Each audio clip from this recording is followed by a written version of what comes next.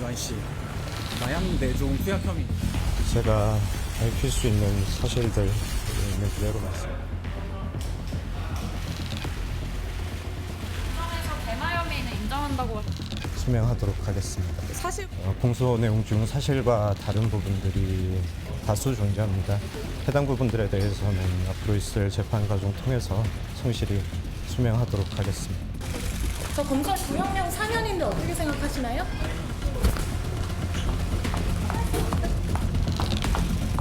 에 대한 상당 부분 인정하고 있습니다.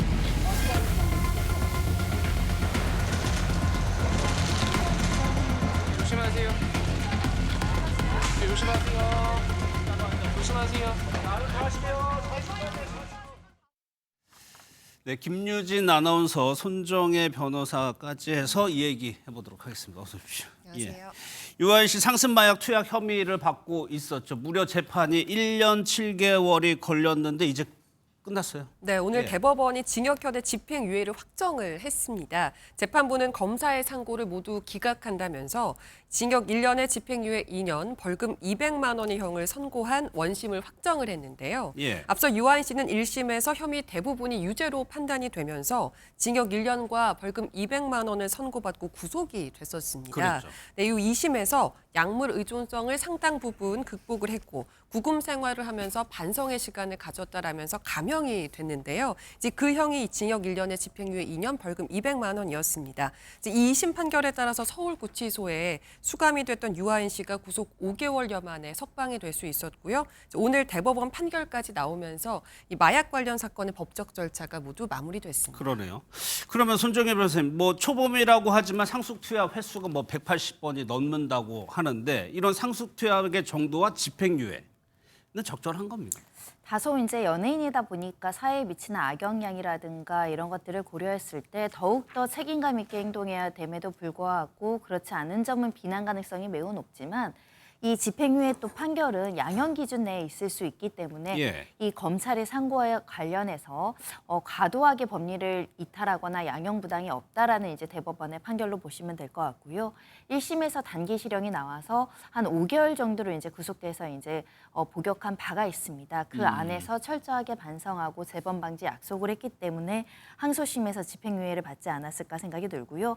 본인도 이 재판과 절차를 통해서 철저하게 본인의 어떤 사회적 신분과 영향력을 인지하고 반성하고 이런 태도가 영향을 미친 것 같습니다. 그러면 이 경우에서 1심에서 이렇게 형량이 줄어드는 거는 실제로 복역한 거 이런 것들이 좀 가만히 되는 겁니까? 그렇습니다. 이게 우리가 이제 뭐 반성을 한다라고 했을 때 반성문을 제출을 많이 하는데, 예. 근데 이제 재판부에서 물론 이제 반성문 자체도 중요하지만 사실 그것보다도 어떻게 보면 이제 구속되어 있는 기간, 그러니까 그 기간이 이제 쌓이게 되면 그 기간 동안에 반성을 했다라고 이렇게 좀 보는 경향이 있거든요. 아마 그러다 보니까 1심에서 이제 법정 구속이 되고 나서 5개월 동안 이제 형기를 채웠다라고 할 것 같으면 그러면 이제 좀 보통의 경우에 비춰봤을 때는 이제 형기를 어느 정도 채운 사람에 해당하긴 합니다. 그렇기 예. 때문에 아마 재판부에서는 뭐 재범을 방지하기 위한 그런 다짐이 계속해서 이제 뭐 반성문 형태로 들어왔을 것이고, 그리고 추가로 말씀드리면 여기서 이제 말하는 그 약들이 보통 우리가 이제 뭐 필로폰이라든지 아니면 MDMA 이런 합성대마 같은 경우는 이제 그런 끼치는 영향이 크기 때문에 좀 예. 양형 기준에서 이제 조금 더 불리한 쪽으로 잡고 있는데, 여기서 이제 투약을 했다라는 부분은 이제 프로포폴이라든지 어쨌든 향전신성 의약품들이거든요. 그래서 조금은 이제 그런 게 이제 미치는 영향 정도가 상대적으로 낮다라고 생각을 했기 때문에 재판부 입장에서도 형기도 채워줬고, 그래서 이런 부분들을 다 고려를 해서 결국 집행유예 판결을 한 것으로 예상이 됩니다. 근데 손 변호사님, 그 항소심 재판부가 얘기한 부분에서 좀 특이한 점이 뭐라고 표현했냐면 약물 의존성을 상당 부분 극복했다라고 설명을 했는데 이거 무슨 의미입니까? 유아인 씨의 변론을 들어보면 연예계 생활을 하면서 공황장애라든가 수면장애, 우울증에 시달리면서 치료받는 과정에서 이렇게 약물에 의존하게 됐고 의존한 결과 거의 중독 수준으로 상습 투약하는 결과가 이르렀다. 이렇게 이제 변론을 이어나갔는데요. 이 마약 사건에서는 마약 사범의 재범률이 굉장히 높다 보니 재범을 안 하는 게 굉장히 중요합니다. 그런데 한마디로 말씀드리면 5개월간 구속됐다는 건 5개월간 약물을 하지 않았다는 그렇죠. 예. 그런 방증일 뿐만 아니라 본인이 적극적으로 치료를 받겠다라는 여러 가지 이제 양형 자료를 제출했을 가능성이 있고 의사의 소견으로 이 어느 정도 재번 가능성이 제거됐다라는 평가가 있었기 때문에 항소심에서도 비난 가능성은 매우 크다. 하지만 이 약물 의존성을 상당 부분 극복하고 재번 방지를 위한 약속을 하고 있다라는 점에 있어서는 단기 실형을 다시 내리기보다는 집행유예로 선처하겠다라고 양형 기준을 설명을 했습니다. 예. 오늘 대법원 선고가 있어서 혹시 유아인 씨가 나오는 거 아닌가 그랬는데 안 나왔단 말이에요. 맞습니다. 예. 유아인 씨는 출석을 하지 않았고요. 법률 대리인만 자리를 지켰습니다. 그런데 여기에 팬들이 이제 법정에 등장을 하면서 굉장히 눈길을 예. 끌었는데요. 이제 이들은 유아인 씨의 재판이 있을 때마다 이제 법원을 찾아서 응원을 했던 팬들이라고 전해집니다. 오늘 오전에 이 오늘의 확정이 판결이 나오게 되면서 팬들이 재판장에서 좀 입을 가리면서 웃는가 하면 서로 하이파이브하는 굉장히 기뻐하는 좋아했군요. 네, 장면도 포착이 됐다고 하더라고요.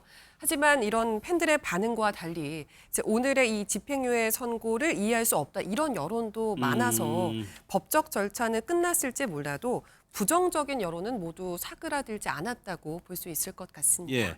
재판이 무려 1년 7개월 동안 진행이 됐기 때문에 뭐 여러 가지 일이 있었는데 이게 뭐해서 유아인 씨가 재판 도중에 눈물을 흘리는 일도 있었습니다. 그렇습니다. 이게 최후 진술하는 그 과정이었는데 최후 진술. 예, 재판을 마치는 그때 시점에 변호인이 먼저 최후 변론을 하고 나서 그다음에 이제 피고인은 최후 진술이라는 걸 하게 됩니다. 그러면서 이제 본인이 어쨌든 뭐 이제 자필로 직접 작성을 해왔던 그 최후 진술문을 읽은 것이었는데 어쨌든 본인을 이제 사랑해줬던 사람들 그리고 뭐 부모님한테 이런 씻을 수 없는 그런 뭐 상처를 줬다 이런 취지로서 이제 그때 당시 진술을 했던 것이고요. 예. 사실 웬만하면 이 피고인들 같은 경우에는 이 최후 진술문을 읽으면서 보통 많이 울기는 합니다. 아, 그래요? 예, 그래서 뭐 이게 뭐 이례적이다라고 이렇게 볼 수는 없을 것 같고 아마 그런 부분도 이제 어떻게 보면 재판부의 하나의 그런 뭐 진정성을 조금 이렇게 이제 좀 참작을 해달라 뭐 그런 식의 좀 호소문이라고 생각하시면 될 것 같습니다. 근데 손재임 선생님 뭐 많이 울린다고 하더라도 그걸 억지로 울 수는 없는 거잖아요. 근데 유아인 씨 입장으로 우리가 감정이입을 해보면 유아인 씨가 법적인 처벌을 받는 것은 너무나 본인의 잘못이기 때문에 당연한데 예. 유명한 알려진 배우다 보니까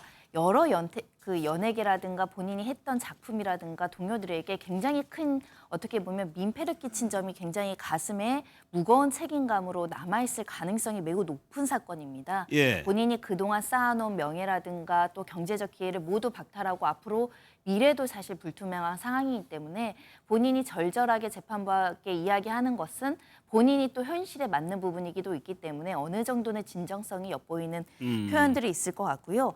특히 나를 세상에 나를 내어준 부모님께 죄송하다라는 이야기를 했거든요. 예. 그런 측면들과 무한한 신뢰를 보내준 동료들에게 죄송하고 그리고 가분한 사랑으로 날 아껴주신 분들, 그러니까 팬들을 아프게 했다, 배신했다, 죄송하다 이런 입장을 직접 발언을 함으로 인해서 본인이 알려진 사람으로서의 사회적 책임감을 이번에 강하게 느꼈을 것 같고요. 예. 특히 표현 중에 아직도 수치심과 죄책감을 감당하기 어렵다는 표현이 있습니다. 본인이 이렇게 알려진 사람으로서 마약 사범으로 이 대중들에게 선다는 수치감 그리고 그동안 기대에 배신했다라는 죄책감을 아직도 갖고 있을 것으로 보입니다. 예.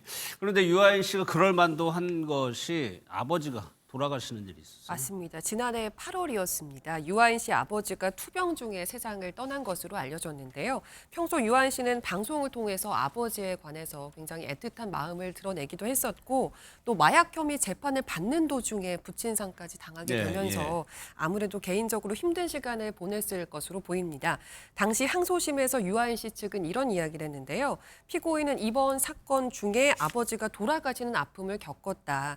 자기 때문에 아버지 병세가 악화해서 돌아가시게 됐다는 죄책감의 감옥 속에 평생 살아야 한다라면서 이보다 더 큰 벌은 없을 것이다. 이렇게 예. 선처를 호소하기도 했습니다. 예.